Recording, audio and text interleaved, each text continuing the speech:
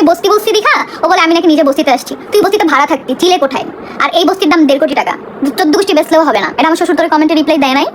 হ্যাঁ, ও যখন এই বস্তি বলে দিছে না, এই পোস্টে আমার শ্বশুর কমেন্ট করছে যে বস্তি যেই দাম তোমার 14 গোষ্ঠী বেচলেও আসবে না। বস্তি মানে সেটা সাভারে, ঢাকা সিটির মধ্যে।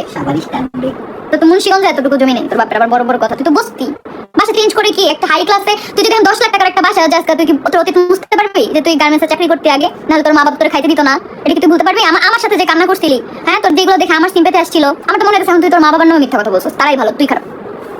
তারা ভালো, একজন ভালো। আচ্ছা একজন তো অবশ্যই।